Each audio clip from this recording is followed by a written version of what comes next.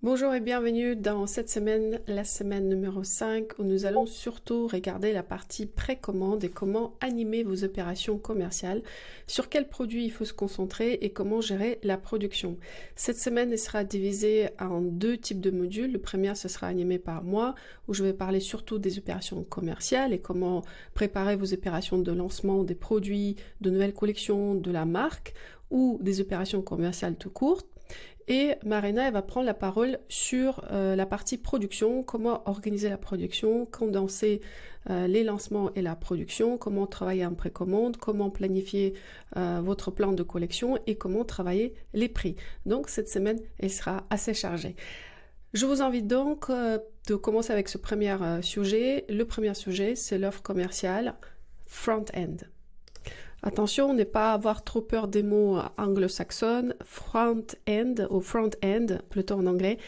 C'est une offre qu'on appelle aussi une offre de premier rang. C'est une offre qui est visible au client et c'est une offre qu'on appelle aussi en anglais evergreen. Ça veut dire que c'est une offre qui va toujours marcher pour vous.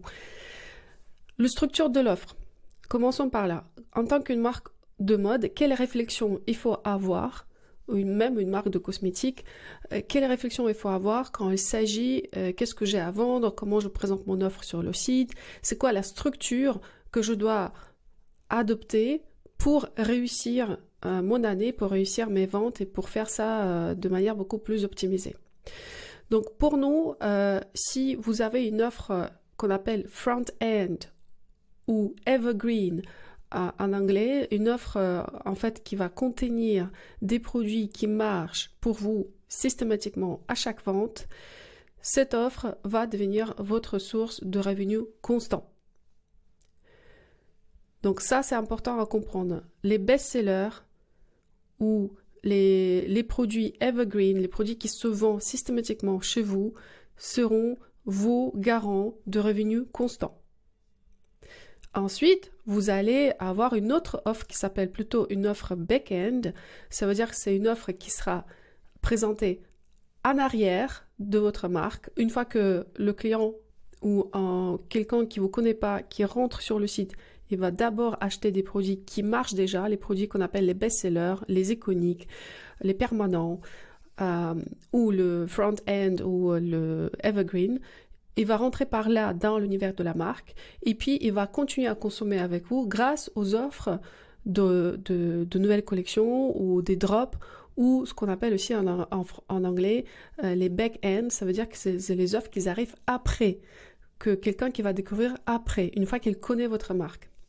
Donc ça, vous allez communiquer après ces premières interactions avec la marque, après les premières ventes, à vos abonnés dans votre emailing list, ou à vos abonnés dans votre réseau social comme Instagram, etc. C'est une manière de faire ce qu'on appelle du upsell, donc vendre plus aux clients qui sont déjà accédés à votre offre iconique. Donc il faut le voir comme ça. La structure, elle est très simple.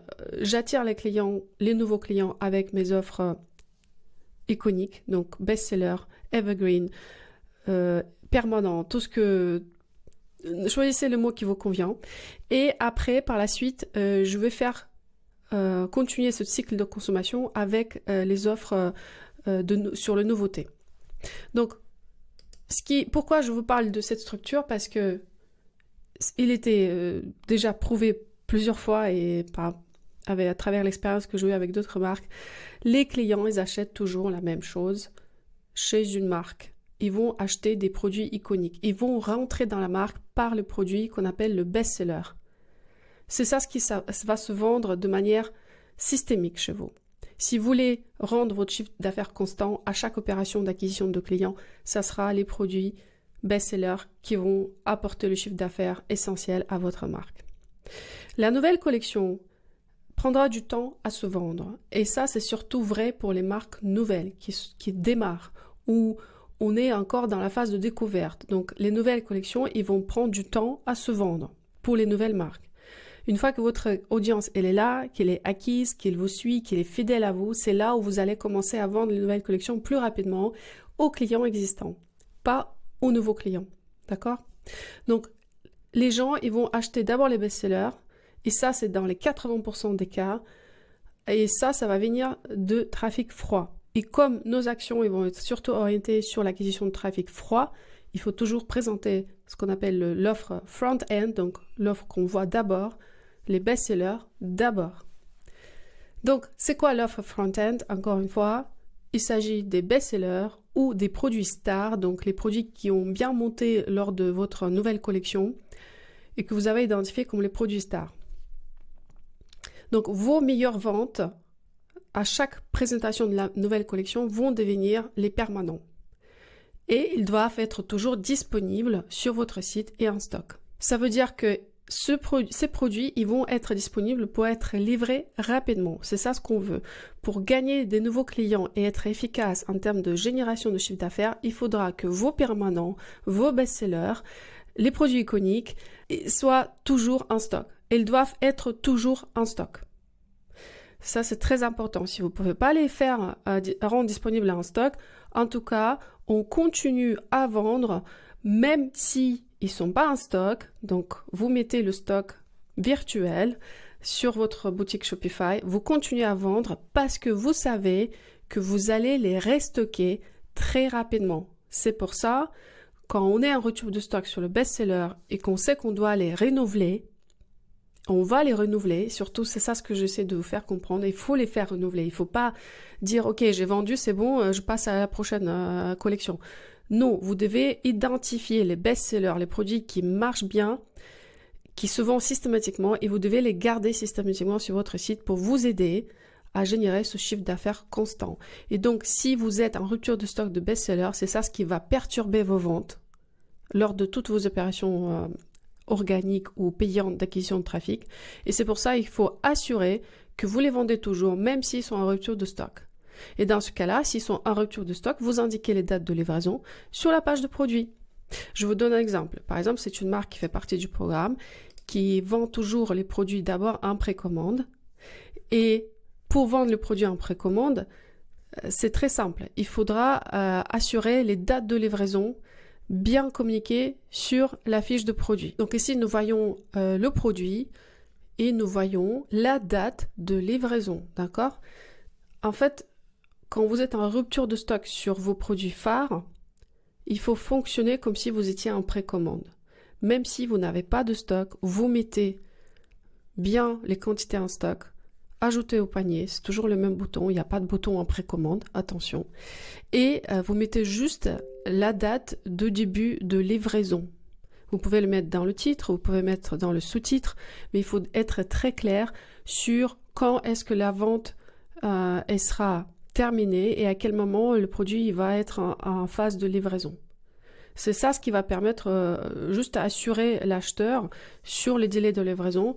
Le reste, c'est un parcours d'achat standard. Donc ça, c'est une manière de fonctionner sur les produits phares que vous allez restocker. Et si vous êtes par hasard en rupture de stock, ce que je ne vous recommande pas, il faut prévoir bien les livraisons pour qu'il n'y ait pas de rupture de stock. Si vous êtes en rupture de stock, vous gardez le produit en vente comme si c'était une vente normale, ajout au panier, plus les délais de livraison. Donc j'espère que cette partie elle est claire. Donc là, on appelle cette partie-là offre front-end. Donc cette offre, et il sera prouvé dans le temps, bien évidemment. À chaque fois que vous lancez une nouvelle collection, vous allez voir ce qui se vend rapidement, ce que les gens ils achètent systématiquement. Et là, vous le mettez en produit phare ou best-seller ou produit star. Et vous êtes dans ce processus de sélection des produits phares ou des produits stars de manière constante. Ça veut dire à chaque fois quand j'ai un nouveau drop, une nouvelle collection, j'identifie mes futurs best-sellers pour que je puisse renouveler mes best-sellers de manière constante dans le temps. Et parce que je sais que c'est une question de survie pour ma marque et c'est comme ça aussi que je peux affirmer mon style et proposer des pièces qui correspondent à ce que les gens ils ont trouvé intéressant chez ma marque quand ils ont connu ma marque pour la première fois. Donc vous voyez le processus. On a nos best-sellers qui sont identifiés et on continue à rentrer dans ce process d'identification de nouveaux best-sellers non-stop. On ne s'arrête jamais. Après, la promotion. Comment ça se passe, la promotion des produits best-sellers? Les produits best-sellers, donc, c'est votre vache à lait. C'est là où vous allez générer le plus de chiffre d'affaires. C'est pour ça qu'on met toujours les best-sellers en avant sur le site. Ça passe par votre page d'accueil, donc la home page. Vous allez toujours mettre vos best-sellers ici, dans le slideshow. On appelle ça le slideshow. Donc, on met toujours un produit en avant pour faire entrer dans l'histoire de la marque et aussi dans les produits iconiques dès le départ. Et puis, vous avez cette partie, deuxième partie du site qui va rentrer plus en détail de chaque produit. Et là, nous sommes encore une fois sur les iconiques disponibles en stock.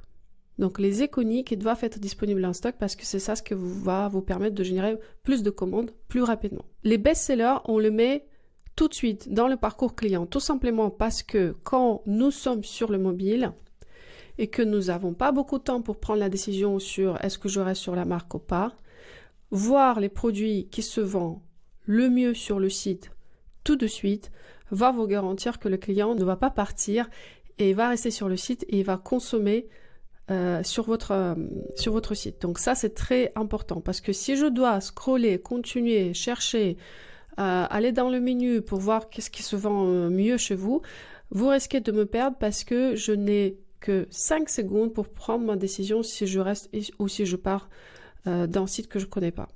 Donc c'est là-dessus qu'il faut être très stratégique, il ne faut jamais perdre l'espace sur ces premières parties de scrolling sur le mobile et vous toujours assurer que vos produits phares ils sont visibles. La nouvelle collection, c'est bien. Gardez-les aussi en slideshow, mais vous le mettez plutôt en deuxième partie, deuxième slideshow par exemple.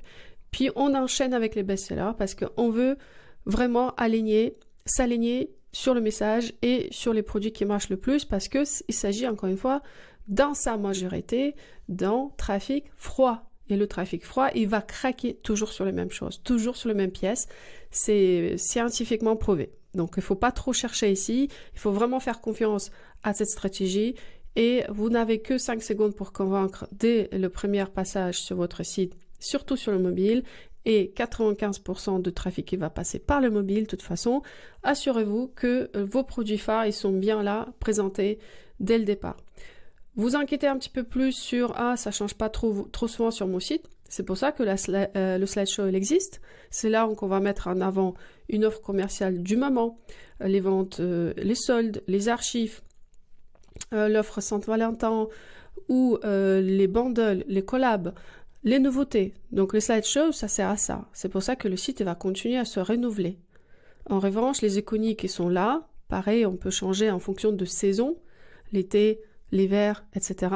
Ou en fonction de fête, pas fête, qu'est-ce que je mets en avant parmi mes best-sellers. Et puis après, vous pouvez enchaîner avec les nouveautés, avec le choix de collection, etc.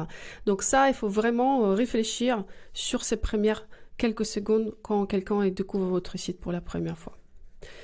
Donc ça, c'est pour la partie promotion. Vous devez aussi continuer à promouvoir vos best-sellers dans vos emails de manière régulière. Ça veut dire qu'on n'oublie jamais les best-sellers, on met toujours dans votre package de communication. Quoi qu'il s'agisse de votre base email ou de votre compte Instagram, vous mettez en avant vos best-sellers de temps en temps dans vos posts.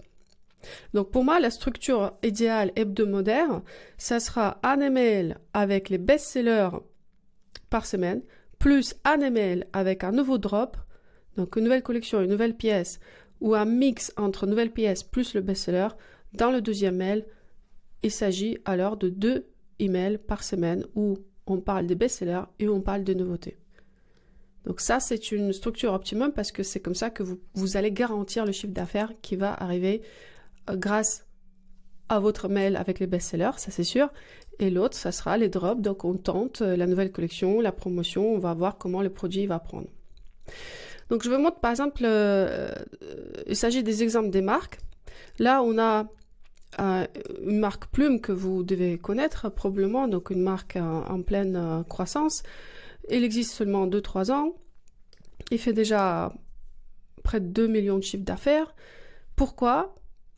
Parce que le succès de cette modèle de précommande, elle était prouvé dans un premier temps, mais parce que aussi cette marque, elle va toujours vous proposer des iconiques et va jamais les laisser partir, les iconiques. Donc les iconiques, elles vont être soit en stock sur leur site, soit en précommande, et dans ce cas-là, il y a moins 25% sur la précommande, en fonction de est-ce qu'ils sont en stock ou pas. Mais ils vont jamais partir. Par exemple, ici, vous avez les nouveautés et ici, vous avez les pièces en stock, d'accord? Dans les pièces en stock, les pièces à succès, ils vont être toujours reconduits. Donc, il y a des pièces qui vont se répéter systématiquement parce que ça marchait bien, d'accord? Donc ça, il faut bien le prendre en considération. Le site échange souvent chez cette marque. Là, je vous montre, c'est comme ça. Après, ça va être autre chose. Mais souvent, on voit sur la page d'accueil les iconiques et les best-sellers. Puis, vous devez avoir vos meilleures ventes toujours en stock sur votre site. Par exemple, Katia Sanchez, elle fait ça. Dès qu'elle a identifié les produits qui marchent chez elle, comme par exemple celui-là, celui-là, celui-là, il va être toujours en stock.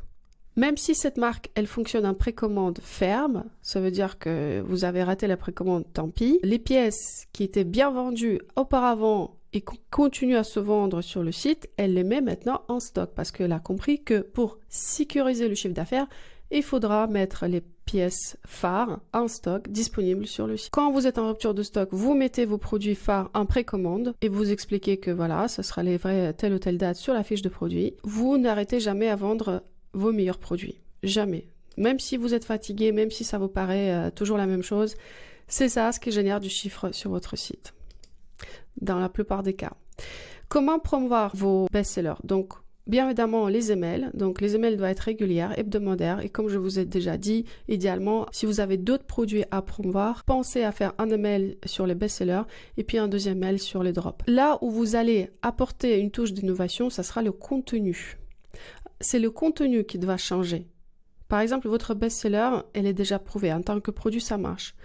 Comment vous pouvez améliorer la communication sur ce best-seller pour ne pas avoir cet effet de fatigue?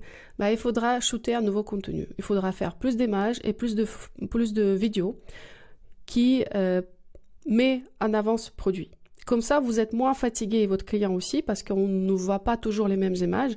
Mais le produit, comme il est déjà confirmé, il faudra juste changer le fond, la couleur, la personne qui le porte ou le contexte. Et le produit va repartir à nouveau avec la nouvelle force et la nouvelle performance en termes de vente. Donc ça, il faut vraiment tenir compte que si vous êtes fatigué de vos best-sellers, pensez à renouveler le contenu de manière régulière pour que ce best-seller puisse attirer d'autres typologies de clientes à qui ce nouveau contenu il va parler plus. Donc là, la variante, ça sera le contenu et pas les produits. Puis, vous allez mettre vos best-sellers dans la publicité Facebook. Dans la semaine 6, vous allez apprendre comment faire la publicité Facebook. Et là, ce sera les publicités de conversion. Donc, on paye pour une conversion soit en ajout au panier, soit à la vente.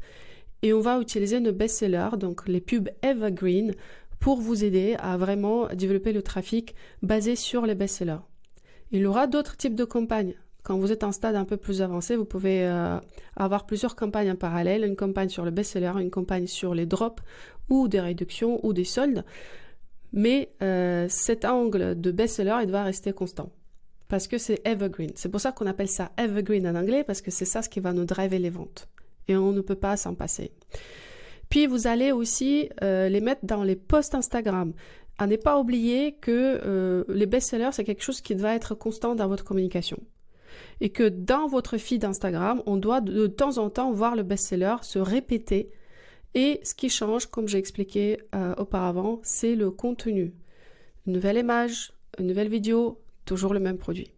Pensez plutôt le contenu à ce stade-là, une fois que vous avez trouvé les produits qui marchent, plutôt que comment je peux battre mon best-seller. Vous allez battre votre best-seller en proposant de nouveautés et de nouveaux drops, mais il faut encore le trouver et confirmer par les produits stars. En revanche, si vous avez trouvé le contenu qui puisse mettre en valeur votre produit existant et qui est déjà le best-seller, ça va vous aider à continuer à générer du chiffre d'affaires, même si vous êtes peut-être un peu fatigué de toujours les mêmes produits.